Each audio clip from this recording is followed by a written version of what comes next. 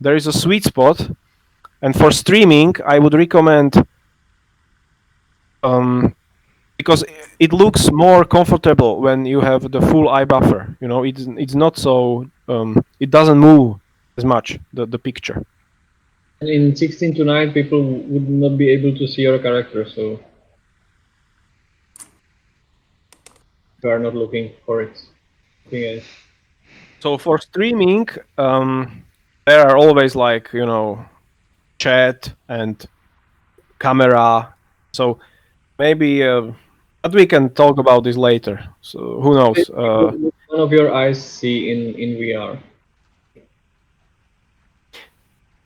Because if you want 16:9 ratio stream from VR, we will have to re-render the whole scene again, and that's intensive in terms of, you know, computation. Oh man, I just looked at the belt buckle on this Black Knight outfit, and it kind of looks like an E, which goes perfect with my name. Huzzah! It was made for me. Awesome, I have a question about the skill system. How would that be like? Will crafting and fighting skills be combined, or are they separate? So there will be skills that influence, you know, crafting skills and potion brewing skills, and they will basically or climbing skills, like how is your stamina drained during climb. So if you are a good climber, you can climb higher and so on. So but these skills will be bought with experience, and I have already probably described this to someone, but the skills are just the part. We want to have like this.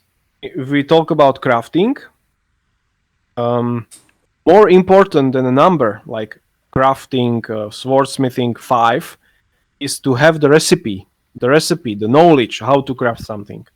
That's the most important part.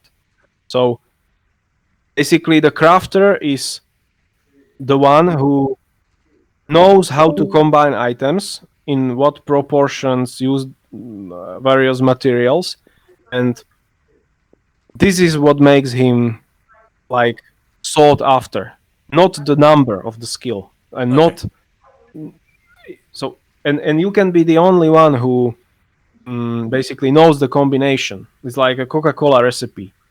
So you can be the only one who knows that if I take this crystal and like this number of, you know, several grams of this powder and this anvil and apply this temperature, I will craft something. And the sliders, the temperatures, the pressures are basically like against brute force. So you cannot just try until you get it right. Or you can, but you will waste a huge amount of material. So you will need to find these recipes, or, you know, someone has to tell it to you, or you would need to find it on a scroll, or just a part of the recipe in a book, and or ask an actor, and maybe that's the, you know, the way to gain a new knowledge. Okay, cool. This is the crafting we have in mind, like trademarks and secret recipes. Yeah. So the crafting system will be very intricate. It'll be secrets of the Great Cube. It'll be perfect. Yes, To order the because Great we Cube to want protect them.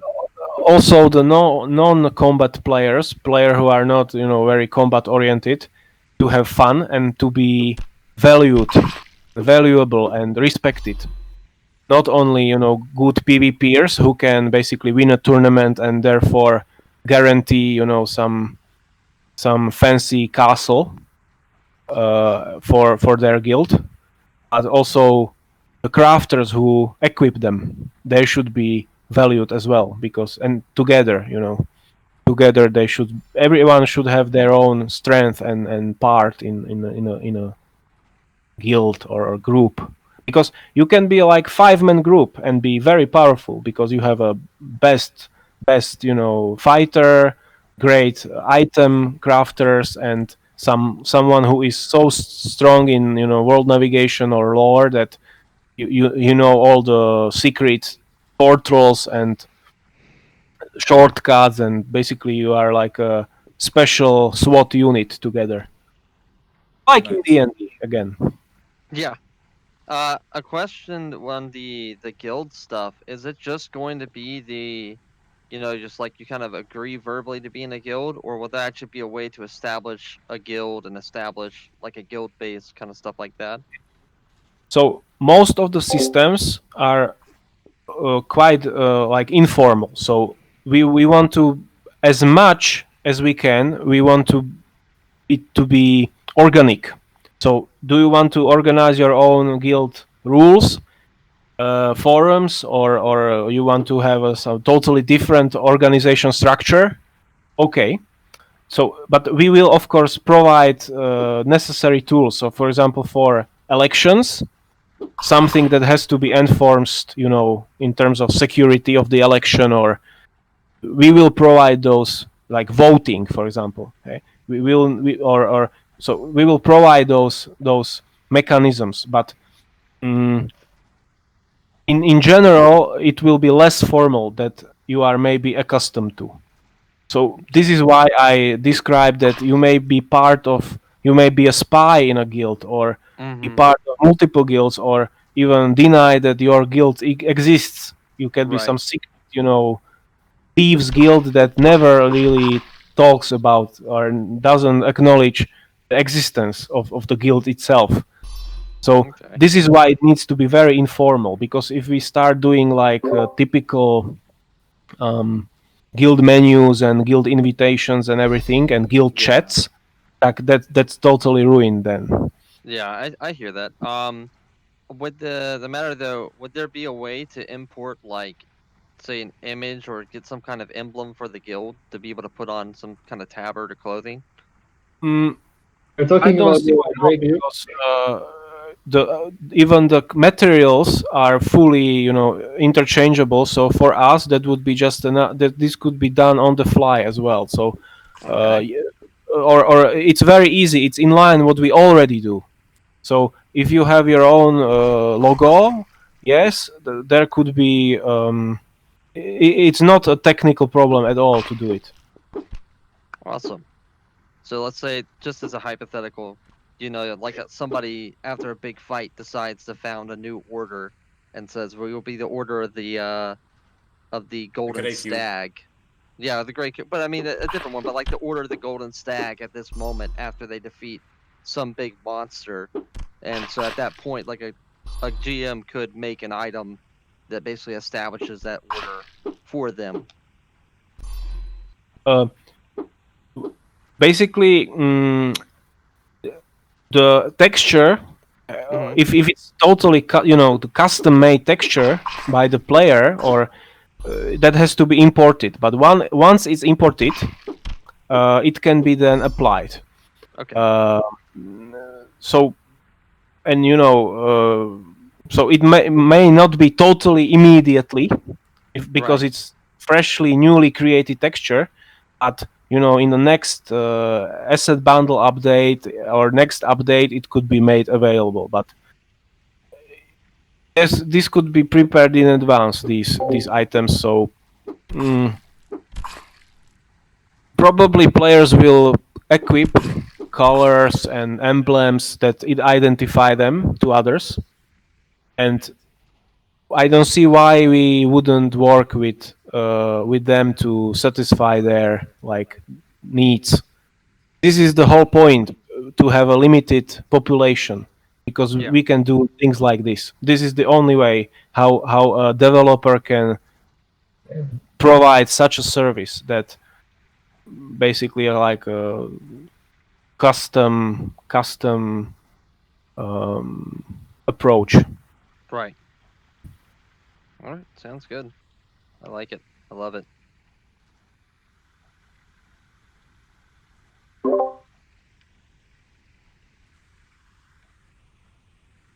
So now that the server doesn't crash, we will leave it running for the rest of the weekend. So if you have feedback, send me a direct message. It can be anything technical, design, anything, performance, network, and yeah, that would be great. Alright, sounds good. Sometimes try to use the in-game voice. It would be easier for us if you test it and using Discord voice, because I'm that lots of people are using Discord and muted themselves in the game. If And it's now that the servers don't crash, we can probably use more the in-game voice. Right now, you only hear people around you in a like 50-meter radius. But later we will have like magic variations of like a telephone. So you can create your own voice chat group and Ooh. connect with your friends even across different maps. But like telephones, but implemented via some strange magic. Yep, Would it- all would I it- need would is it a be like gray an- cube with a rune on it, and Would it be boom. like an item that you can steal so you can listen to other people, or So it could this be is sort of ending this like is in these the are the possibilities. Basically, we are making everything so that it's only on the server. So you cannot, for example, you cannot data mine that there is a interaction in front of you. For example, only when you interact with it, the game server starts, sending you the data, and so you can theoretically do a lot of things that are very like secretive and how to describe it. if someone will kill you in a permanent region or in a region that will make you drop everything, you can steal it and you can theoretically be listening if it is gonna be like connected to the stone. yeah, that was also interesting. Thank you. Cool. Like in the end, if you have a stone of sending, someone steal it from you, you can communicate with the one who has the other one. This should probably work. But if you wanna try to data mine or hack somehow the system, it won't work because how Okay. some described it. It's the data are not there till you connect or till you interact with something or something like that. It's secure to not to be hackable. But if you kill someone who has the access will drop from him like as a stone or something. It should be able to. Nice. And will those permadeath zones, will they be designated from the start, or can DMs change them? There will be 4 types of security level, let's say. Right now, this map is like the green, the safest. Basically, nothing happens when you die. But and it will be then yellow, orange, and red. And but these will be clearly known to you. So when you enter an area, you will know that now I'm in an orange zone, and that means that not only when I die, I, for example, lose part of my experience, but I won't lose any items. The only zone when you lose items is in red because you lose the whole character. But we want you to be encouraged to like use your favorite and hard-earned items, and so you lose basically experience when you die. So you lose stats, so you get a bit weaker each time you die. So if you die like 10, 20 times in a row in an orange area, you maybe lose some strength, so your hammer does less damage. But you can always get it back by, grinding or killing. But Okay. And can the DMs set those zones, or are they pre-baked in? they will be set, but of course we can they are not totally etched in stone. So imagine you are in a, let's say, yellow zone, and there is a world event, some horrible thing happening. It can be temporarily switched to orange, for example. Or Okay. imagine you are in a permadeath zone, and you have a high level cleric with you, and he casts some sort of protective spell that basically, for a group, for a few minutes, it makes it orange, not red. You know, the rules are there to be slightly broken, and or for example, in these green areas, very safe areas, there could be an item that, or some strange dagger or something, or a mechanism where it's not always green for everyone. There could be a murder or something. Assassinations, Sorry. like an assassination on a political figure.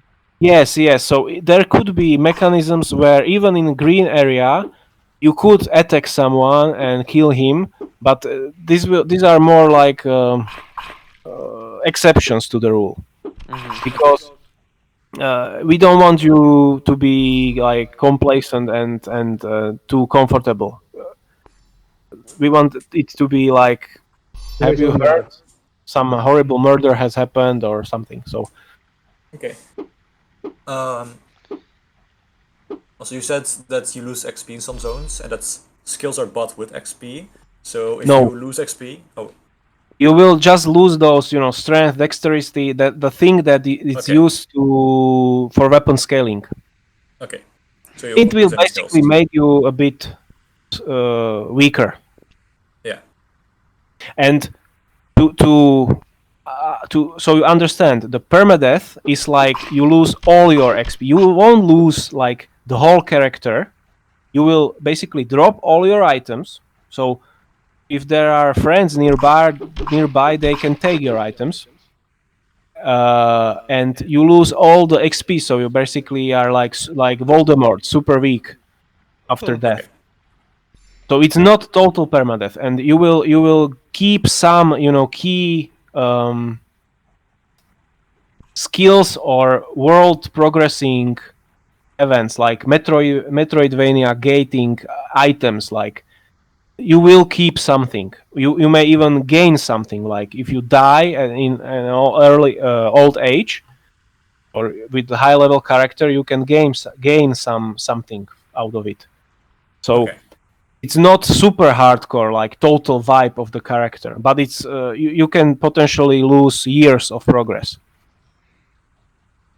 Nice.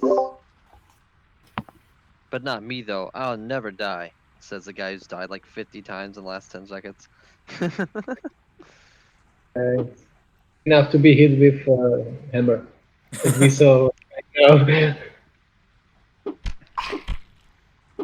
The Black Knight of Eotheus will never die. Is that a challenge?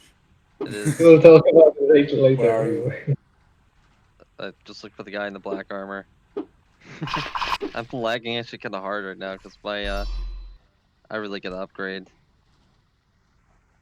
I'm gonna tell my wife to stop spending money.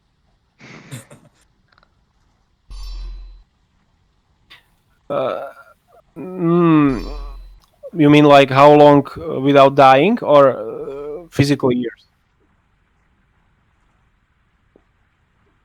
No. I not like in Illyria where you age like natural How long age you've played it? process. This is like a player like a career. Like if you are a 3-year-old character, super high level, full of unique items and reputation, and everyone. This would be an old character, someone who has seen battles, and maybe a lot of his friends have lost their characters, and this would be an old character. Old age, I mean, because even if you are the best, probably you will make a mistake. At least if you enter permadeath zones, basically it's hard to imagine that you will be able to survive indefinitely. You never know what will happen. So at that point, when you are at this age, like old character and risking everything, and it's the only thing that keeps you, thrilled. So you may die, and sometimes it's maybe like, okay, it's time for a new character, and the old one is done, and he died bravely. Oh, my frame rate is dropping hard. Yeah, mine's dropping pretty bad. No, you guys too. Maybe it's the Yeah. server that's being overloaded. I just thought it Maybe. was my settings. Not gonna I Yeah, lie. thought it was my I crappy thought- hardware. I thought it was a waterfall again. A damn waterfall. Yes, there is some sort of. I love getting one. I have the same thing. Yeah, I have like 10 FPS. So this is probably some sort of graphics thing. Okay, so now try to restart the client. Try to relog as a client.